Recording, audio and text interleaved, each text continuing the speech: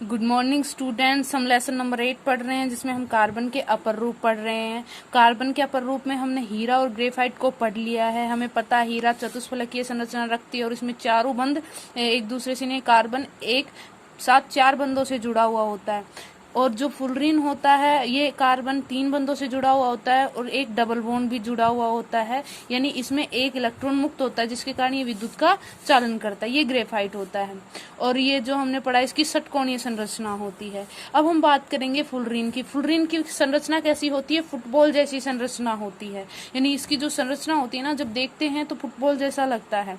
और ये 60 से, इसमें कार्बन परमाणु 60 से 70 तक होती है, यानी बहुत ज्यादा मात्रा में, यानी 60-70 कार्बन परमाणु के फुलरीन जैसी संरचना बनाएंगे। और इसमें से जो सबसे इंपॉर्टेंट होता है वो C60 फुलरीन होता है, जिसको बकमिस्टर फुलरीन भी कहते हैं और बोकीबॉल, यानी इसकी फुटबॉल जैसी संरचना होती है इसलिए बकीबॉल भी कहते हैं। यानी ये C60 के नाम है, यानी कार्बन कितने हैं इसमें? 60 कार्बन है और 60 कार्बन वाले को क्या नाम दिया गया है? Buckminster fullerene. देखो 60 से 70 कार्बन परमाणु होते हैं फुलरीन में, लेकिन 60 नंबर यानी इसमें 60 कार्बन परमाणु होते हैं, इसके कारण इसको क्या कहते हैं? Buckminster fullerene. और एक और नाम है इसका बकीबॉल। फुलरीन में इंपॉर्टेंट है वो C60 कार्बन वाला, यानी 60 कार्बन परमाणु वाला है, इम्पोर्टेंट है। अब देखो इसमें कितनी फलक होती हैं? 20 फलक तो षटकोणीय होती हैं और 12 फलक पंचकोणीय होती हैं, यानी कुल मिला के 32 फलक। और 32 फलक में से 20 फलक कैसी होती है? षटकोणीय, यानी षटकोणीय जैसी संरचना भी होती है। और पंचकोणीय यानी 12 फलक कैसी होती हैं? पंचकोणीय। किसकी होती है? C60 यानी बकीबॉल जैसी संरचना, यानी बकमिस्टर फुलरीन। यानी ये एक अमेरिका का प्रसिद्ध वैज्ञानिक था, वास्तुकार था, उसके बकमिस्टर फुलर, उसी के नाम से इसका नाम बकमिस्टर फुलरीन पड़ा था। अब इसका उपयोग किसमें किया जाता है? उपयोग किया जाता है प्राकृतिक गैस के शुद्धिकरण में, यानी जो प्राकृतिक गैस होती हैं उनका शुद्धिकरण किया जाता है, उसमें ये यूज होता है आणविक बेयरिंग में। और उच्च ताप पर ये अतिचालक होने के कारण ये कार्बन का सबसे उपयुक्त अपर रूप है, यानी बहुत ज्यादा इंपॉर्टेंट है, क्योंकि ये उच्च ताप पर, हाई टेम्परेचर पर किसकी तरह कार्य करता है? अतिचालक की तरह, न चालक की तरह, न कुचालक की तरह, अतिचालक की तरह व्यवहार करता है। तो ये इसकी जो है फुलरीन की कुछ विशेषताएं हैं, यानी बकमिस्टर फुलरीन कैसे कहते हैं, यानी इसमें से जो इंपॉर्टेंट है बकमिस्टर फुलरीन कहते हैं। और इसकी फुटबॉल जैसी संरचना होती है, सबको पता होता है, गोल गुंबद के जैसे आकार होता है। तो ये जो है सबसे इंपॉर्टेंट इसमें C16 है, जिसमें 12 फलक पंचकोणीय षटकोणीय भी होती हैं, बकीबॉल भी कहते हैं। वो किसको कहते हैं? C60 को कहते हैं। ठीक है, तो ये फुलरीन का था। अब हम पढ़ेंगे, देखो कार्बन के अपर रूप हो गए हैं, इसमें हीरा और ग्रेफाइट के ज्यादा इंपॉर्टेंट है। फुलरीन को भी कभी कभी आ जाता है, फुलरीन में बकमिस्टर फुलरीन आने के चांसेस ज्यादा होते हैं, लेकिन वैसे भाई आने को तो कुछ भी आ सकता है, तो इसलिए सारे को एक बार ध्यान से देख लेना।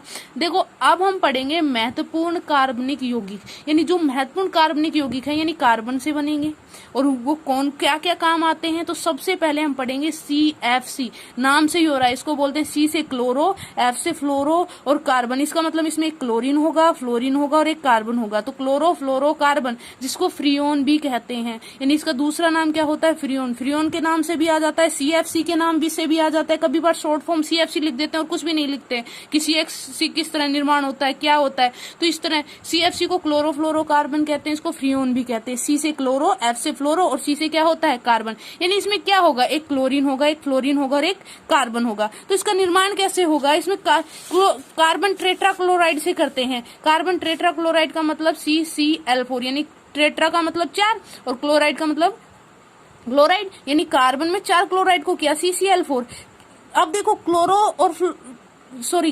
और कार्बन तो हो गया, किसकी कमी है? फ्लोरीन की। तो हमें फ्लोरीन का कोई वो यौगिक लेना पड़ेगा, तो हमने लिया हाइड्रोजन फ्लोराइड, यानी CCl4 की अभिक्रिया हमने किससे करवाई? हाइड्रोजन फ्लोराइड से। और हम जानते हैं एक प्लस होता है एक माइनस होता है, तो यहाँ पे ये प्लस का काम कर रहा है, यहाँ माइनस का, तो इसमें से भी एक Cl जो निकलेगा, ये Cl एक माइनस का निकलेगा, बाकी सब तो ये रखेगा अपने पास, सिर्फ एक Cl निकलेगा और वो क्या बनेगा? H प्लस का, और इसमें Cl माइनस का निकल के क्या बना लेंगे? HCl बना लेंगे, हाइड्रोजन क्लोराइड बना लेंगे। अब देखो इसमें Cl यानी एक Cl निकल गया, तो कितने Cl बचे? 3 बचे, CCl3 हो गया। और यहाँ पे एक F माइनस का था, ये यहाँ के जुड़ गया, क्योंकि यहाँ पे प्लस का बचेगा तो ये माइनस का जुड़ गया, तो CCl3F, यानी ये बन गया। अब देखो इसमें क्लोरीन भी है, फ्लोरीन भी है और कार्बन भी है। तो ये जो बन गया ये फ्रियोन बन गया CCl3F। इसमें कितने ट्राइक्लोरो यानी 3 क्लोरीन है, मोनोफ्लोरो यानी 1 फ्लोरीन है और एक क्या है मेथेन। ये आईपीएसी नाम के आधार पे है कि भाई कितने फ्लोरीन है, सबसे पहले आए प्रतिस्थापी लिखते हैं ना, तो ट्राइक्लोरो, मोनोफ्लोरो और मेथेन। मेथेन ये इसका नाम है, तो ट्राइक्लोरो, मोनोफ्लोरो, मेथेन। इसको फ्रियोन 11 भी कहते हैं। इसको फ्रियोन 11 कैसे कहा, किस तरह नाम लिखा, तो इसके नामकरण का एक तरीका है। फ्रियोन का नामकरण लिखते हैं फ्रियोन XYZ। अब फ्रियोन तो हमने लिख दिया, फ्रियोन के नामकरण को फ्रियोन तो लिखते हैं, लेकिन साथ में क्या लिखते हैं XYZ। ये XYZ क्या है, आगे देखो XYZ क्या होता है। X जो होता है C-1 यानी कार्बन, जितने कार्बन परमाणु होते हैं उसमें से एक घटा दो।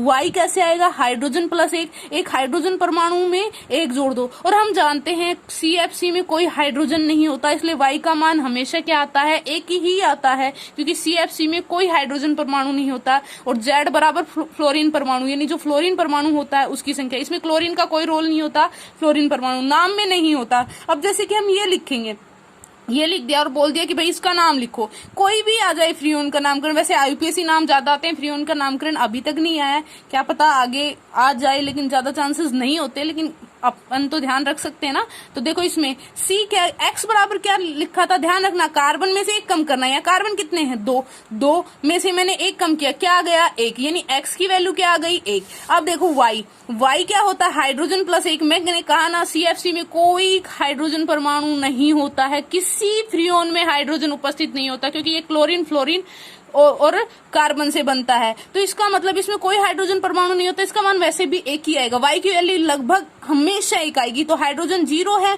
एक जोड़ा तो 1, यानी Y की वैल्यू हमेशा एक आएगी। अब Z बराबर क्या होते हैं, फ्लोरीन परमाणु। तो फ्लोरीन परमाणु, इसमें देखो क्लोरीन मत देखना, फ्लोरीन देखना, इसमें क्लोरीन नहीं देखा जाता, फ्लोरीन देखा जाता। फ्लोरीन कितने हैं, 3 है, तो मैंने Z कितना लिख दिया, 3। अब हम क्या लिखते हैं फ्रियोन का नामकरण, फ्रियोन XYZ, यानी फ्रियोन तो फ्रियोन लिख दिया। X की वैल्यू क्या आई थी, 1 आई थी, मैंने 1 लिख दी। Y की वैल्यू हमेशा 1 होती है, क्योंकि हाइड्रोजन नहीं होता, दोबारा से बताया है। Z की वैल्यू क्या है, 3 है, यानी फ्रियोन क्या आ जाएगा, 113, ये इसका नाम हो गया। बाकी के जो है ना मैंने नोट्स में दिए हुए हैं, उनको नाम देख लेना, आसानी से आ जाएंगे। अब देखो इसका उपयोग किस में किया जाता है, फ्रियोन क्लोरोफ्लोरोकार्बन।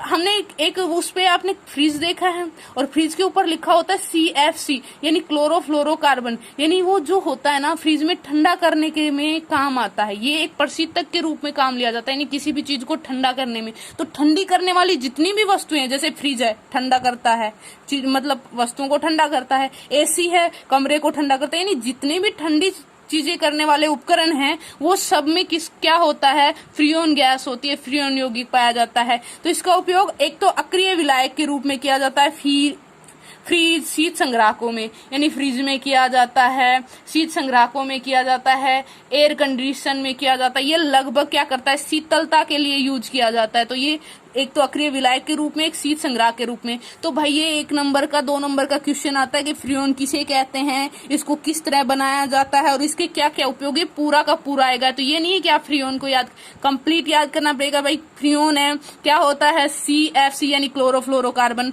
तो क्लोरोफ्लोरोकार्बन होगा तो क्या करेंगे, कार्बन टेट्राक्लोराइड की अभिक्रिया किससे करवाएंगे, HF से करवाएंगे, और हमें क्या प्राप्त हो जाएगा, फ्रियोन प्राप्त हो जाएगा। तो इसका उपयोग क्या क्या है ये सब ध्यान दे लेना। अब एक और है CNG, यानी संपीड़ित प्राकृतिक गैस, यानी इसको बोलते हैं ना कंप्रेस्ड नेचुरल गैस, यानी संपीड़ित प्राकृतिक गैस।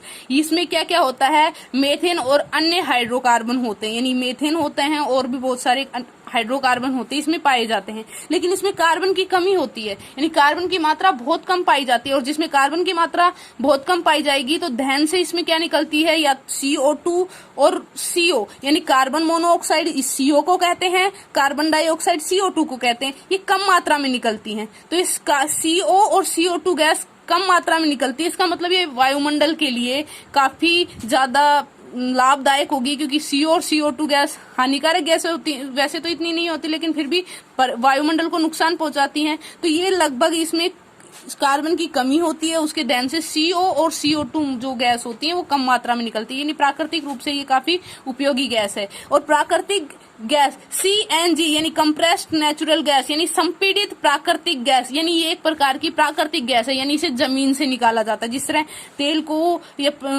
पेट्रोलियम पदार्थ को जमीन से निकाला जाता है, उसी तरह इसमें से भी निकाला जाता है। तो ये प्रकृति से निकाल जाती है, यानी ये प्राकृतिक गैस है। और प्राकृतिक गैस को संपीड़ित किया जाता है, यानी उच्च ताप पर संपीड़ित किया जाता है। तो इससे क्या बन जाती है, ये संपीड़ित प्राकृतिक गैस। प्राकृतिक गैस है, उसको उच्च दाब पर संपीड़ित कर दो, क्या बन जाएगा, संपीड़ित प्राकृतिक गैस। नाम से ही आ गया, प्राकृतिक गैस है, उच्च ताप पर क्या कर दो, संपीड़ित कर दो, संपीड़ित प्राकृतिक गैस बन जाएगी। अब हम बात करें LPG, क्योंकि इसमें एक LPG भी आता है, लिक्विफाइड पेट्रोलियम गैस यानी द्रवीकृत पेट्रोलियम गैस। इसका फुल नाम है, कभी कभी एक नंबर के में ये दोनों ही पूछ लेता है, CNG और LPG का नाम बता दो। काफी वो होता है, काफी इजी है, इसलिए ध्यान रख लेना। LPG का नाम क्या है, द्रवीकृत पेट्रोलियम गैस, यानी पेट्रोलियम गैस होता है, उसको द्रवीकृत किया जाता है, यानी द्रव में बदला जाता है। उच्च दाब पर संपीड़ित किया जाता है और उसको किस में बदला जाता है, द्रव में बदला जाता है। और ये एक प्रकार की कैसी गैस है, पेट्रोलियम गैस, यानी जो पेट्रोल बनाया जाता है, यानी पेट्रोल जो जमीन से निकाला जाता है और उसके बाद पेट्रोलियम के कई अवयव निकले जाते हैं, यानी उनको आसवन विधि द्वारा अलग अलग किया जाता है, पेट्रोल बनाया जाता है, उसके साथ एक गैस भी निकलती है, जो यानी एक प्रकार की पेट्रोलियम गैस है। और उसको क्या किया जाता है, उच्च दाब पर संपीड़ित किया जाता है, और यानी संपीड़ित करके क्या किया जाता है, द्रवीकृत किया जाता है, यानी द्रव में बदला जाता है। ये एक प्रकार की पेट्रोलियम गैस है, जिसको उच्च दाब पर क्या किया जाता है, संपीड़ित करके किस में बदला जाता है, द्रव में बदला जाता है, इसलिए इसको द्रवीकृत पेट्रोलियम गैस कहते हैं। लेकिन अब इन दोनों में देखो, सबसे ज्यादा CNG श्रेष्ठ होती है या LPG, ये बहुत कम चांसेस होते हैं कि सीधे ऐसे पूछ ले CNG के बारे में लिखिए, LPG के बारे में। इसमें एक क्वेश्चन ये आ जाता है, CNG या LPG का फुल फॉर्म बताइए। दूसरा क्वेश्चन ये बनता है, CNG LPG से श्रेष्ठ क्यों है, यानी CNG ज्यादा अच्छी क्यों है, क्योंकि CNG हल्की होती है, और कोई भी चीज हल्की होती है वो हमेशा क्या होती है, ऊपर उठती है। जैसे गुब्बारा देखो, गुब्बारा हल्का होता है, हवा में उड़ जाता है, आप हैवी हो, क्या आप उड़ सकते हो, नहीं उड़ सकते ना, इसलिए कह रहे हैं CNG हल्की होती है तो ये आसानी से वायुमंडल में फैल जाती है। लेकिन LPG क्या होती है, CNG के मुकाबले भारी होती है, इसलिए ये वायुमंडल में नहीं उड़ पाती है, नीचे ही रह जाती है, यानी यहीं पे बना लेती है। और जब ये यहीं रहती है ना, तो आग पकड़ लेती है, और जिससे काफी ज्यादा नुकसान होता है। इसलिए CNG ज्यादा श्रेष्ठ है, किससे, LPG से। अब CNG का ही उपयोग, क्या क्या उपयोग है, हम CNG पढ़ रहे थे, LPG तो बीच में टॉपिक आया था जिसमें यह था कि CNG LPG से श्रेष्ठ क्यों है, क्योंकि CNG हल्की होती है, वायुमंडल में फैल जाती है। LPG क्या होती है, क्योंकि हल्की नहीं होती, भारी होती है, वहीं की वहीं वायुमंडल में रह जाती है, जिससे आग लगने का खतरा हो जाता है, जिससे काफी ज्यादा नुकसान हो जाता है। अब इसके उपयोग क्या होते हैं, CNG के ईंधन के रूप में CNG को यूज किया जाता है, और एक यातायात में, वाहनों में, यानी आजकल कई ऐसी गाड़ियां चल गई हैं जो CNG से चलती, काफी ऐसे जो टम्पू हैं या फिर वो आ गए हैं, तो जो डीजल की जगह डीजल के रूप में CNG का यूज किया जाता है। आज के लिए इतना ही, थैंक यू।